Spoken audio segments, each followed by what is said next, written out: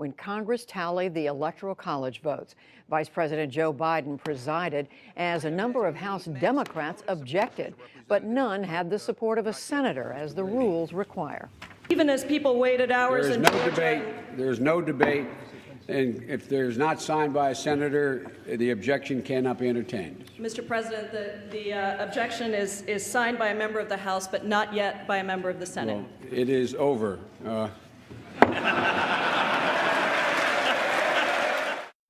Mr. Trump finished with 304 electoral votes to 227 for Hillary Clinton. She won the popular vote by a margin of about 2.9 million.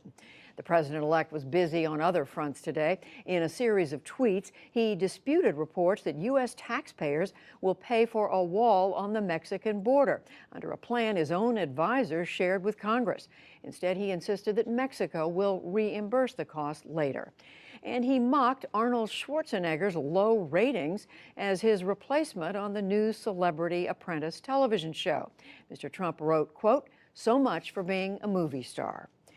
Job creation in the U.S. slowed last month as the unemployment rate ticked higher.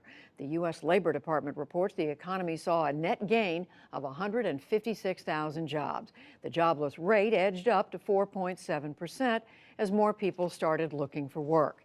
Hourly pay rose nearly 3%. That's the most in more than 7 years, as employers paid more to attract and to keep workers. From President Obama today, a challenge on repealing Obamacare.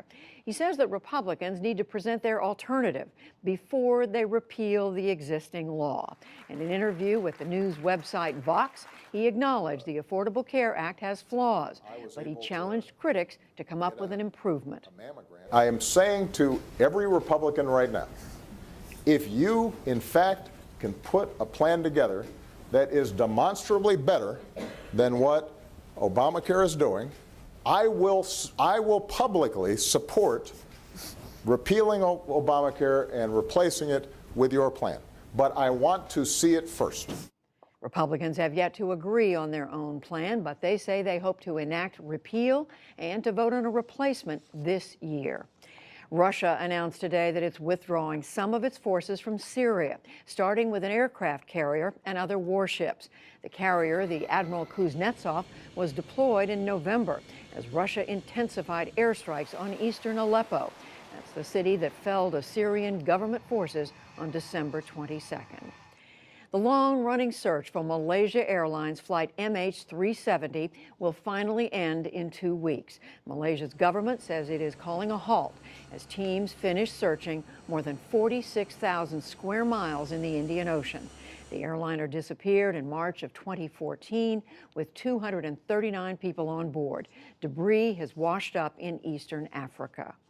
Back in this country, states across the Deep South declared emergencies today ahead of a winter storm, and Atlanta braced for the worst.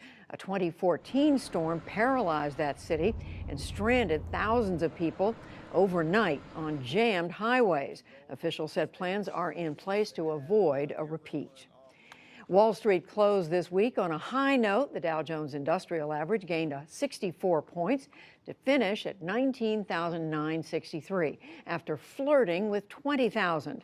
The Nasdaq rose 33 points and the S&P 500 added nearly 8. Both the Nasdaq and the S&P closings were new records. And Michelle Obama had her final formal event as First Lady today. She spoke at a White House event for the School Counselor of the Year, and she spoke directly to the nation's youth. Lead by example with hope, never fear. And know that I will be with you, rooting for you and working to support you for the rest of my life. Being your First Lady has been the greatest honor of my life, and I hope I've made you proud. The Obama